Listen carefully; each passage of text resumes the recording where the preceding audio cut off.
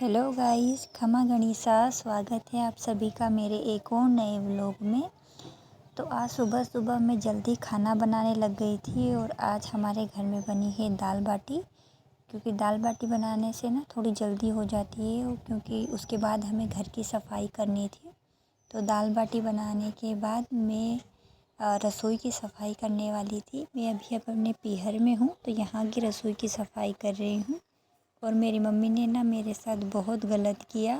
उन्होंने मुझे कहा था कि सिर्फ रसोई की सफाई करनी है और ऐसा कहकर उन्होंने पूरे घर की सफाई मुझसे करवा ली। और मेरे साथ ना हमेशा ऐसा होता है कि जब मैं अपने ससुराल से यहाँ आती हूँ तो मैं सोच के आती हूँ कि मैं वहाँ अच्छे से अपनी थकान निकालूंगी, 2-4 दिन अच्छे से मैं खूब सोऊंगी। लेकिन ऐसा होता है कि मैं जब यहाँ आती हूँ फिर मुझे यहाँ नींद ही नहीं आती। दिन में मैं नींद नहीं आती और अगर मैं सो जाती हूँ तो फिर मुझे रात को नींद नहीं आती। तो कमेंट करके बताइएगा कि आप लोगों में से किस किस के साथ ऐसा होता है कि आप ससुराल में पीहर ये सोच के आते हो कि हाँ मैं जाके सोऊंगी, लेकिन फिर आपको पीहर आने के बाद नींद नहीं आती है। तो पहले सारी ऊपर की सफाई हो गई रसोई की।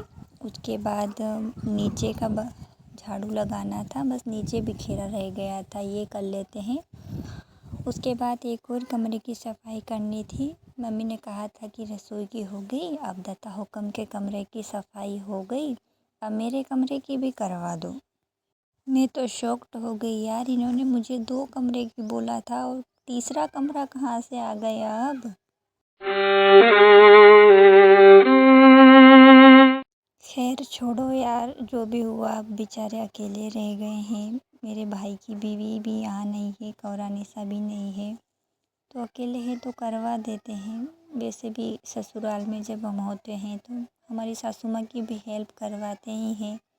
और सासू माँ का ऐसा होता है कि आप दिन भर करते रहो फिर भी नहीं बोलेंगे, लेकिन माँ का ऐसा होता है कि अगर आप थोड़ा सा भी काम करवा के जाओ ना तो ये आसपास पड़ोस में बताते हैं कि मेरी बेटी आई थी, वो ये काम करवा के गई। तो वो मतलब 8-10 बार जब तक किसी से कहेंगे नहीं ना कि हाँ उसने ये करवाया है, ये करवाया है, तो ये क्वालिटी सिर्फ माँ में होती है। सासू माँ कभी ऐसा नहीं बोलती, चाहे अब दिन भर कितना भी कर लो पूरे दिन। तो रसोई की सफाई करने के बाद ये दत्ता हुक्म के कमरे की थी हमने। और मम्मी ऊपर झाड़ू लगा रहे थे। पहले मैं चेक किया, मुझे कुछ समझ में नहीं आया तो मैं उतर के चली गई मम्मी को बुलाने। मैंने बस ये सामान रखा था वहाँ पर, डेकोरेशन आइटम, इसको धो दिया और मम्मी ने झाड़ू लगा दिया।